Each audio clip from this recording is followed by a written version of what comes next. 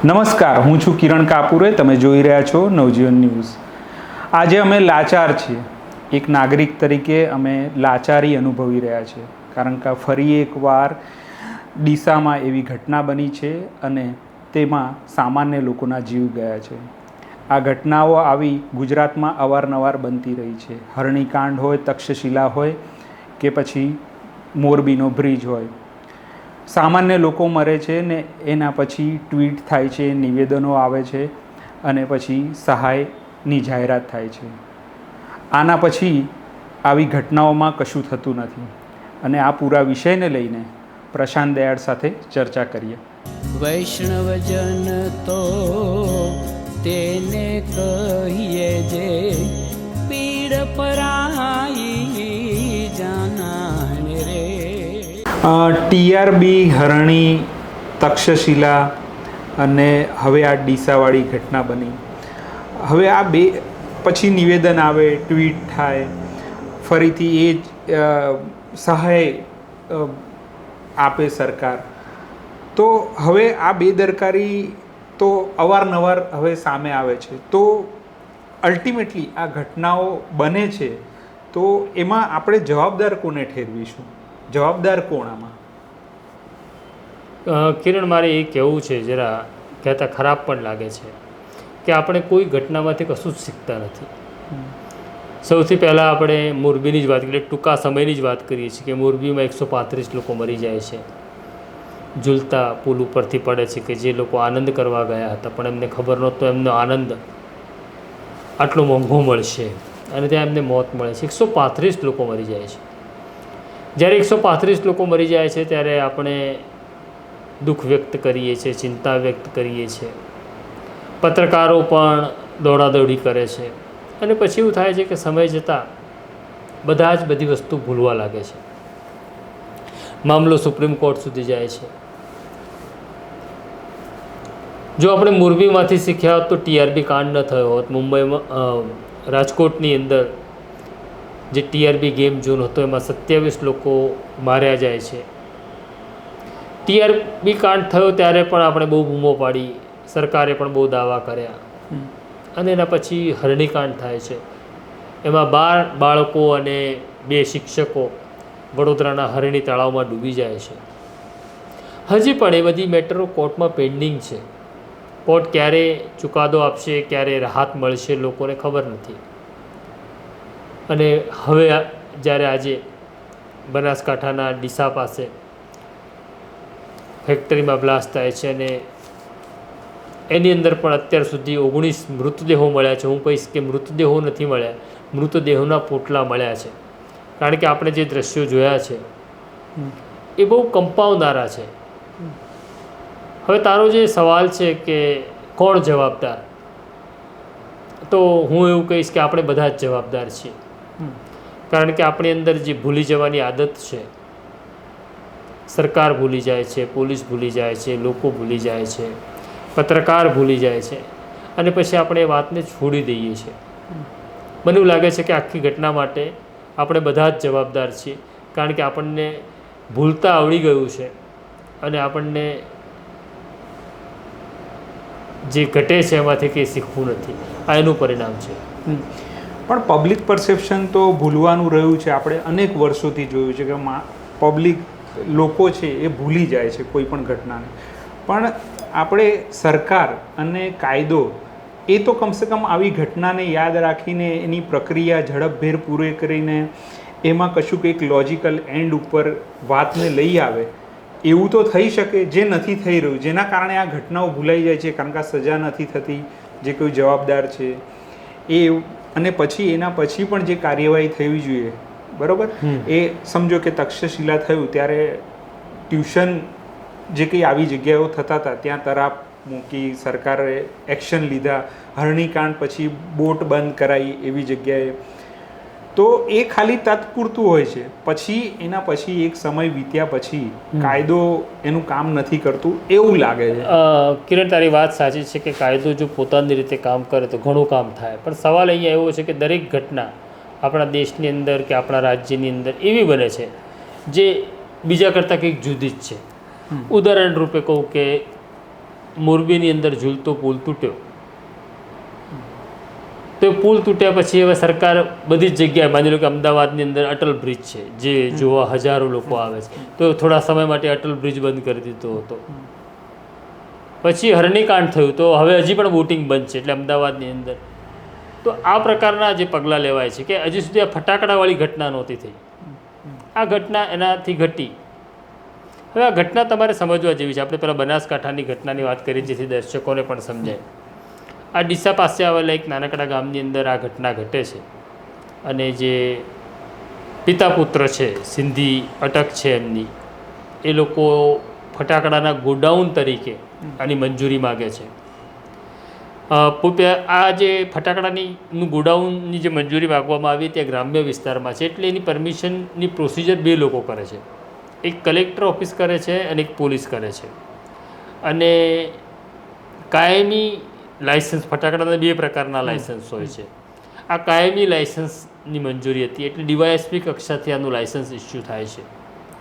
જ્યારે તાલુકા police station જે છે ડીસાનું, તેની પાસે આ લાઇસન્સની પ્રક્રિયા આવી ત્યારે તાલુકા પોલીસ, બનાસકાંઠાની તાલુકા પોલીસ 12 માર્ચના રોજ આ જે જગ્યાએ પર બ્લાસ્ટ થયો ત્યાં જાય છે, વિડીયોગ્રાફી કરે છે અને વિડીયોગ્રાફી કરી 12 માર્ચના રોજ એવો રિપોર્ટ પણ કલેક્ટરને મોકલી આપે છે કે આ જગ્યા ઉપર વેન્ટિલેશનનો પ્રોબ્લેમ છે, ફાયર સેફ્ટીના સાધનો નથી, એટલે આ ફેક્ટરીને લાઇસન્સ આપવામાં આવે, આ ગોડાઉનને લાઇસન્સ આપવામાં આવે એવો અમારો અભિપ્રાય નથી. એટલે નેગેટિવ ઓપિનિયન, નેગેટિવ રિમાર્ક્સ સાથે કલેક્ટર ઓફિસને મોકલે છે 12 માર્ચે.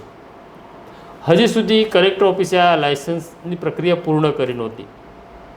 અને પછી આ ઘટના 1 એપ્રિલના રોજ જે ઘટી છે. હવે સવાલ એવો છે કે પોલીસ અત્યારે એવું કહી દે છે કે ભાઈ અમે તો 12 માર્ચના રોજ વિડીયોગ્રાફી કરી, આ કર્યું તે કર્યું, અમે તો મોકલી આપ્યું. કલેક્ટર ઓફિસ હવે એવો બચાવ કરશે કે ભાઈ અમે તો પરમિશન આપી જ નહોતી, એ પ્રક્રિયા ચાલી રહી હતી એટલે પરમિશન આવી જ નહોતી. એ પહેલાં આ માણસ 31મી તારીખે, 31મી માર્ચના રોજ મધ્યપ્રદેશના દેવાસ અને હળિયા જિલ્લામાંથી આ મજૂરો, એના બાળકો, એની પત્નીઓને આ ફેક્ટરીમાં કામ કરવા લાવે છે અને 1 તારીખે આ બ્લાસ્ટ થાય છે, જેમાં ધાબુ બેસી જાય છે, એટલે કોઈને બચવાનો અવકાશ જ નથી મળતો. જો કે ઘટના સ્થળે પહોંચેલી પોલીસ 6 લોકોને બચાવ્યા છે, પણ અત્યાર સુધી 19 મૃતદેહોના પોટલા મળ્યા છે. તો સવાલ એવો છે કે પોલીસે પોતાનું કામ કરી નાખ્યું કે ભાઈ અમે નેગેટિવ અભિપ્રાય આપી દીધો. કલેક્ટર એવું કહે છે જે અમે અભિપ્રાય નહોતો આપ્યો. તો જવાબદારી કોની? કલેક્ટરની કે પોલીસની? દરેક જણ આ જવાબદારીમાંથી છટકી જાય તો આપણે ત્યાં પોલીસની અંદર એક બીટ જમાદારની વ્યવસ્થા છે જે લાંબા ટાઈમથી કોલેપ્સ થઈ ગઈ છે. જો ફેક્ટરીની પરમિશન નહોતી મળી પણ છતાં ફેક્ટરીમાં માલ આવી રહ્યો છે, કારણ કે મજૂરો આવતા પહેલાં માલ આવે છે આ ફેક્ટરીમાં, એક્સપ્લોઝિવ આવે છે ફટાકડા બનાવવા માટેનું, તો કેમ ધ્યાનમાં ન આવે?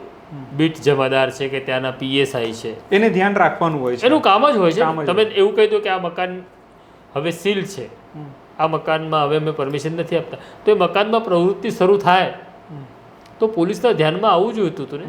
હવે 12 માર્ચે રિપોર્ટ મોકલી દીધો તો કલેક્ટર ઓફિસની પણ એ જવાબદારી છે કે જેમણે મંજૂરી નથી આપી તો કલેક્ટરે પણ પોલીસ સાથે સંકલન કરવાનું હતું કે ભાઈ અમે નથી આપતા મંજૂરી, તો તમે પણ ધ્યાન રાખો.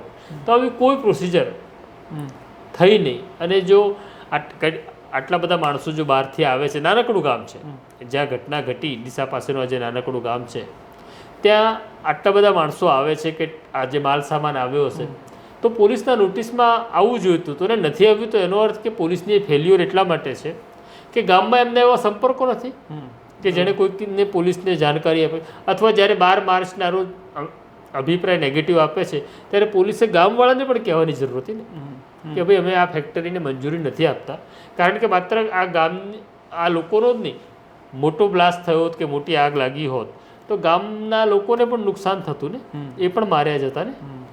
તો ખાલી અમે મંજૂરી નથી આપી એમ કહીને અમારી જવાબદારી હવે પૂર્ણ થઈ છે એમ કહીને પોલીસ છટકી જાય છે. મને એવું લાગે છે અમાનવીય અભિગમ છે છટકી જવું એ. જો પોલીસ અમલદાર કે સંબંધિત કલેક્ટર કચેરી એવું વિચાર કર્યો હોત કે આ અમારા બાળકો છે, આ મારો ભાઈ છે, આ મારો બાપ છે અહીંયા આવનાર, એ ન મરવો જોઈએ, આ સંવેદના જ્યાં સુધી વ્યવસ્થામાં નહીં આવે ને ત્યાં સુધી આ પ્રકારની ઘટનાઓ ઘટતી રહેશે. પણ આ જે તમે કીધું કે ભાઈ આ લોકોએ રિપોર્ટ આપ્યો, ઇન્ટરનલ જે એમનું એકબીજા સાથેનો તાલમેલ હોવો જોઈએ એ સરકારી એજન્સીઓમાં નથી, તો પછી આમાં તો એવું થાય કે છેલ્લે કોઈ જવાબદાર કાગળ પર નથી આવતું. નહીં થશે. ટીઆરપી કામમાં પણ તમે ટાઉન પ્લાનરને પકડ્યા, ફાયર ઓફિસરને પકડ્યા, પોલીસ ઇન્સ્પેક્ટરને જવાબદાર છે, પણ શું તમે આની અંદર માની લો કે કોઈ પીએસઆઈને કે પીઆઈને કે કલેક્ટર ઓફિસના મામલતદારને કે ડેપ્યુટી કલેક્ટરને જવાબદાર ઠેરવશો, પણ માણસ મરી જાય છે ને શું કરશો? એ તમે પાછો આપશો? તમે વળતરે ચૂકવી દેશો. હમણાં કાલે તમે જાહેરાતે કરી દેશો કે 4 લાખ મળશે, 6 લાખ મળશે. કદાચ પેલો જે માલિક છે દીપક કરીને એ પણ એનાઉન્સ કરશે કે ભાઈ હું પણ મરનારને સહાય આપીશ, પણ માણસ મરે છે પાછો કેવી રીતના લાવશો તમે? એ સંવેદના તમારે લાવવી પડશે. આપણે બધું જ કરી શકીશું પણ માણસ તો પાછો નથી લાવી શકતા. તો આટલા બધા લોકો મરી જાય છે અને છતાં આપણે તપાસ રમ્યા કરીએ છીએ. મને એવું લાગે છે આ અર્થહીન છે ને એટલા માટે કંઈ થતું નથી, કારણ કે ઝૂલતા પુલને પણ આટલો સમય થઈ ગયો, હરણી કાંડને પણ આટલો સમય થઈ ગયો, ટીઆરબી કાંડને પણ થઈ ગયો, કે તક્ષશિલાને થઈ ગયો. આપણે કોઈને સજા નથી અપાવી શકતા. એક્ઝેક્ટલી. અને જ્યારે ન્યાય મળવામાં વિલંબ થાય એટલે ન્યાય નથી મળ્યો એવું માની લેવું.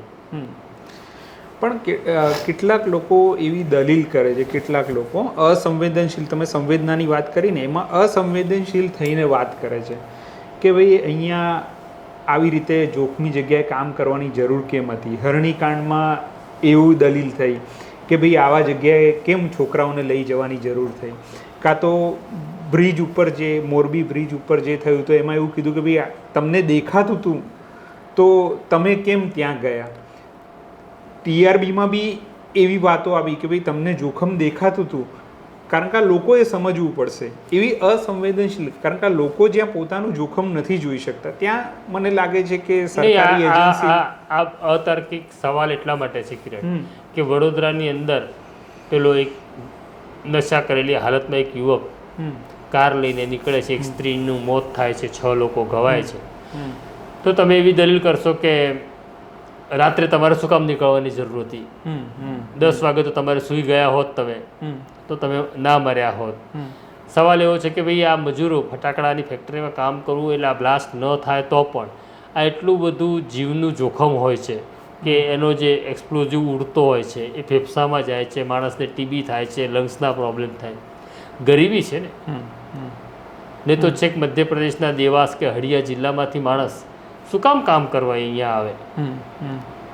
એટલે આ તો બધું માણસ તો કામ માટે બધું જ કરશે.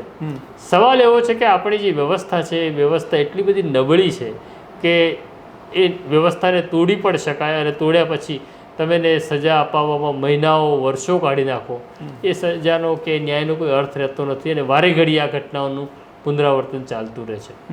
એટલે તમે જે શબ્દ બોલ્યા કે ગરીબી, હવે આ ગરીબી હોવાના કારણે લોકો આ પ્રકારનું જોખમ ઉઠાવે છે અને આવી જગ્યાએ કામ કરે છે, અને પછી એમાં સરકાર પણ ક્યાંય આવી નથી શકતી એવો પણ એક વાત આવે છે કે ભાઈ એમાં એવું છે કે ભાઈ એમના તો રોટલાનો સવાલ છે. આફ્ટર ઓલ જવાબદારી તો સરકારની છે. સરકારને કે આમાં બક્ષી શકાય નહીં.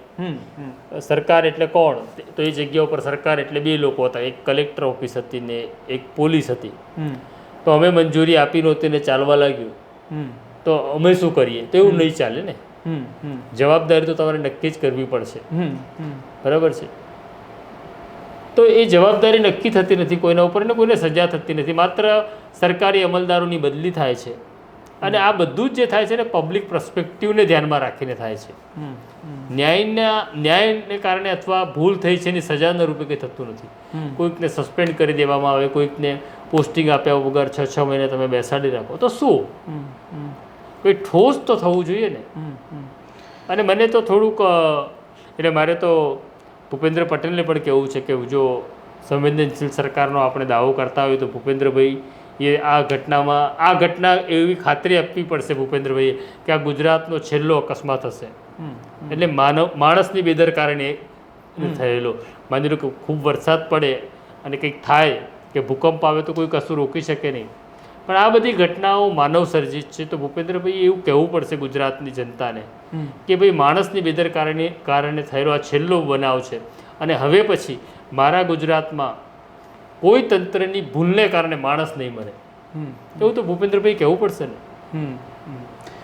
અને આવા અકસ્માત જે કંઈ થાય છે તો એમાં ખાલી કાયદાની ભૂમિકા આપણે કેવી રીતે લાવી શકીએ? કાયદાની ભૂમિકા તો છે જ ને કિરણ. પોલીસે પરમિશન નહોતી આપી, કાયદાની ભૂમિકા જ હતી. ચાલો આપણે એટલું સરસ કહીએ કે પોલીસે જગ્યા જોઈને નક્કી કરી નાખ્યું કે ફટાકડા બનાવવા માટે આ જગ્યા સેફ નથી. પણ સેફ નથી એટલે એમ તો ગુજરાતની અંદર દારૂ વેચવો કે દારૂ પીવો પણ ગેરકાયદેસર છે. તો દારૂ 10,000 કરતાં વધુનો જો દારૂ મળે તો તમે પોલીસ ઇન્સ્પેક્ટરને જવાબદાર ઠેરવો છો ને. તો જવાબદારી તો નક્કી કરવી પડશે ને. સરકારે એક એવો કાયદો લાવવો પડશે કે જો આ પ્રકારની ઘટના ઘટે અને સરકારી અમલદાર જો દૂષિત થાય તો એ પણ આરોપી બનશે. સરકારી અમલદારને આપણે આરોપી નથી બનાવતા. આમાં તમે આરોપી કોને બનાવ્યા? તો પેલા બાપ દીકરો જેની ફેક્ટરી હતી એની. તો એ વિસ્તારના પોલીસ અમલદારની કે એ વિસ્તારના રેવન્યુ ઓફિસરની કોઈ જવાબદારી નહીં. તો એની જવાબદારી નક્કી કરો અને કાયદો બનાવો કે જો માનવ સર્જિત આ પ્રકારની ઘટના ઘટે તો એ અમલદાર પણ આરોપી બને. તો જ એ અમલદાર કડકાઈથી કામ કરશે, કારણ કે એને જેલમાં નથી જવું. પછી આ ફેક્ટરી ચાલુ કરવા નથી થઈ તો માની લો કે ચાલુ કરવા માટે કોઈની ભલામણ આવી હોત, સ્થાનિક ધારાસભ્યની, કોઈ મંત્રીની, તો પણ એ જો કાયદો હશે તો એ અમલદાર એવું કહેશે કે ભાઈ ખોટું નહીં કરું, માણસ મરી જાય એવી કોઈ ઘટના હું નહીં ઘટવા દઉં. પણ આ આક્રોશ જે છે આપણો, એ આક્રોશ ઠરીને એક અમલ સુધી જાય. જો કિરણ, આજે તો મને આક્રોશ પણ નથી આવતો. હું આજે મારા શબ્દોમાં પણ એ આક્રોશ નથી, મને ગુસ્સો નથી આવતો, કારણ કે હું પોતાની આખી ઘટનામાં લાચાર સમજી રહ્યો છું. આ કોઈની પણ સાથે, કોઈના પણ પરિવાર સાથે ઘટી શકે. મને બીક પણ લાગે છે કે ક્યાંક મારા કોઈ પરિવારના વ્યક્તિ સાથે તો આવું નહીં બને ને, કારણ કે દરેકની પરિસ્થિતિ અલગ છે. તો આખી ઘટનામાં બીક પણ લાગી રહી છે અને લાચારી અનુભવી રહ્યો છું હું કે આપણે કંઈ કરી શકતા નથી. આપણે કહીએ છીએ લોકોને કે અમે તમારો અવાજ છીએ, પણ શું અવાજ છે? માણસ મરી જાય છે ને આપણે કશું નથી કરી શકતા. એટલે આ સિસ્ટમની અંદર આપણે બહુ નાના માણસ છીએ અને કશું જ નથી કરી શકતા એવી સ્થિતિ મને એવું લાગી રહી છે કે બહુ પોતાની જાત ઉપર દયા આવે ને એટલી ખરાબ સ્થિતિ છે આપણી. પણ પ્રશાંતભાઈ, મને ખાલી એક સમજવું છે કે કેટલીક વખતે આપણે એક સામાન્ય બુદ્ધિથી, વ્યવહારુ બુદ્ધિથી આપણે આસપાસ નજર ફેરવીએ ત્યારે આપણને એવું લાગે કે અહીંયા જોખમ છે, અહીંયા આવું છે, કે અહીંયા કશુંક થઈ શકે એવું છે, એવું આપણે જોઈ શકીએ. તો સરકાર કે સરકારના અધિકારીઓ જે લોકલ લેવલ પર લોકલ લેવલે જોયું ને પોલીસે કે આ જોખમ છે, પણ એ જોખમ છે એવું કહીને વાત પૂરી કરી દીધી ને એમણે. એ જોખમ નિર્માણ ન થાય એના માટે ત્યાં તમે એવું કહી દીધું કે ભાઈ અહીંયા ફટાકડા નહીં બની શકે. તો કોઈ એવો કાયદો તો હોવો જોઈએ ને કે એની પ્રોપર્ટી તમે એટલો ટાઈમ સીલ કરી દો. પણ આમાં એક તમે જવાબદારી એવી ફિક્સ કરો છો કે અધિકારીઓની જે છે, સરકારી અધિકારીઓની, પણ ત્યાં ચૂંટાયેલા પ્રતિનિધિઓ પણ હોય તો એમની ચૂંટાયેલા પ્રતિનિધિની નૈતિક, આપણે ત્યાં તકલીફ એ છે કે ચૂંટાયેલા પ્રતિનિધિની બધી નૈતિક જવાબદારી છે.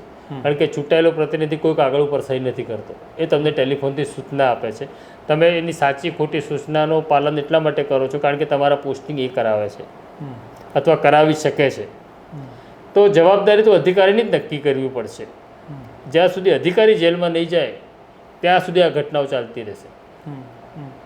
હવે ખાલી બીજું છેલ્લું એ પૂછું કે સરકાર આ કેસમાં, તમે કીધું કે ભાઈ પગલાં લે, આ બધા તમે અલગ અલગ કિસ્સા કીધા, પણ એવું ઠોસ શું કરી શકે કે જેનાથી આવી ઘટના ના બને?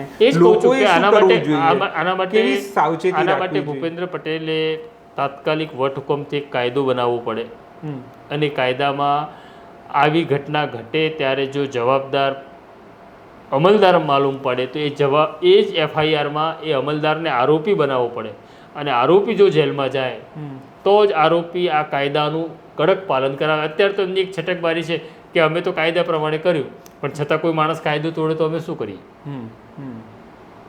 તો એ કાયદાની બહુ જરૂર છે. નહીં તો હમણાં 2 મહિના 6 મહિના પછી પાછી કોઈક બીજી ઘટના થશે, બીજા કોઈક માણસો મરી જશે. એટલે આ ઘટનાથી જ આપણે એવું થાય કે TRB, હરણી કે તક્ષશિલા કે મોરબી એ ઘટનાને આપણે યાદ કરીએ છીએ.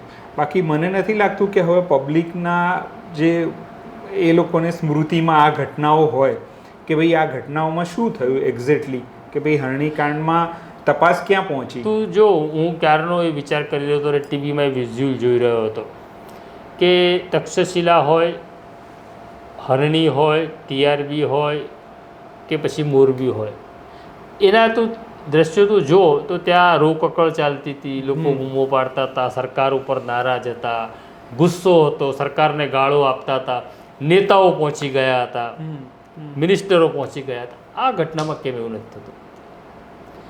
એવા કોઈ દ્રશ્યો જોયા? કોઈ મંત્રીઓ દોડી આવ્યા, ધારાસભ્યો દોડી આવ્યા, લોકોએ ગુસ્સો કાઢ્યો? એ કદાચ આ MP ના હોય. આ લોકો ગુજરાતી નથી, આ લોકો ગરીબ માણસ છે, એટલે આપણને ગુસ્સો પણ નથી આવતો આ ઘટનાનો. નહીં તો આ જ ચેનલોની અંદર એન્કરો બૂમો પાડી પાડી રાડો પાડતા હતા. આજે કોઈ રાડો નથી પાડતો, કારણ કે આ આપણો નથી. આ એક મધ્યપ્રદેશનો માણસ છે ને, ગરીબ છે. ગરીબનું મોત તો આવું હોય, એમાં શું ફેર પડે છે? એ પ્રકારનો આપણો વ્યવહાર થતો જાય છે. કોઈને કશું નથી પડી. એટલે પત્રકારોની કે સરકારની વાત જવા દો, એક માણસ તરીકે, એક ગુજરાતી તરીકે આપણને પણ એનું કોઈ ખરાબ ના લાગે એવી સ્થિતિ છે. આ તો બહુ પોતાની ઉપર આપણને શરમ આવે એવી સ્થિતિ છે. હા, એટલે કાલે કદાચ એવા વાક્યો બોલાય કે આ તો મધ્યપ્રદેશના હતા, એવી રીતે કદાચ આખી ઘટનાને લેવાય. હવે ખાલી છેલ્લો સવાલ તમને એવું છે કે ભાઈ આ જે જગ્યાએ જે કંઈ ઘટના બની છે, હવે એની તપાસ કેવી રીતે થાય? એટલે તમે પોલીસના પર્સપેક્ટિવથી બોર્ડર રેન્જના IGPએ DYSP CL સોલંકીના અધ્યક્ષતામાં એક SIT બનાવી છે. એ તપાસ કરશે, નક્કી થશે. પણ મને તો હવે શું તપાસ તમે કરશો? એટલે મને બહુ બધું વાહિયાત લાગી રહ્યું છે કે હવે ફરી પેલું મોરબીમાં તમે તપાસ કરીને, હરણીમાં કરીને, છેલ્લે કંઈ થતું નથી. હા, કારણ કે આ જોખમ બરાબર છે. અહીંના જે લોકો હતા એ ગુજરાતી હતા, એના માટે કેટલાક એવા વકીલો પણ મળ્યા કે જે વગર ફીએ કેસ લડ્યા, મામલો સુપ્રીમ કોર્ટ સુધી લઈ ગયા. મને તો સવાલ એવો છે, આ ગરીબ માટે કોણ જશે, કોણ બોલશે, કોણ લડશે? 3 બાળકો જતા રહ્યા કિરણ. સૌથી ખરાબ એ લાગે છે કે આપણે ફટાકડા ફોડીએ છીએ, આપણા બાળકો ફટાકડા ફોડે છે. આ બાળકો તો જિંદગીમાં ફટાકડા ફોડતા જ નથી. ફટાકડાની ફેક્ટરીમાં કામ કરવા આવ્યા હતા મા બાપની સાથે, અને એ જ ફટાકડામાં એ હોમાઈ ગયા. બહુ એટલે હું આ બધી ઘટનાઓ જોઉં છું ને આજે જે દ્રશ્યો જોઈ રહ્યો હતો કે માંસના લોચા ઉછળ્યા હતા, હાથ પગ છૂટા હતા, હું એવું ફીલ કરતો હતો આ મારા ઘરનું કોઈ વ્યક્તિ હોય તો કેવું ખરાબ લાગે, મને કેટલું દુઃખ થાય. એવી સ્થિતિ છે. પણ ફરી પેલી લાચારી, કારણ કે કોઈ કશું બોલતું નથી. મોરબીમાં કે બીજામાં તો કેટલા બધા લોકોને પણ ગુસ્સો હતો, લોકો દોડતા હતા, મદદ માટે ત્યાં આવ્યા હતા, સ્થાનિક લોકો મદદ માટે આવ્યા હતા, 6 લોકોને બચાવ્યા પણ ખરા. પણ જે ગુસ્સો, અને આ ગુસ્સો પણ છે ને પેલા દૂધના ઉભરા જેવો છે, બહુ જલ્દી સમી જાય છે, આપણે ભૂલી જઈએ છીએ બધું. તો બસ પ્રશાંતભાઈ સાથે આ પૂરી ઘટના વિશે આપણે ચર્ચા કરી.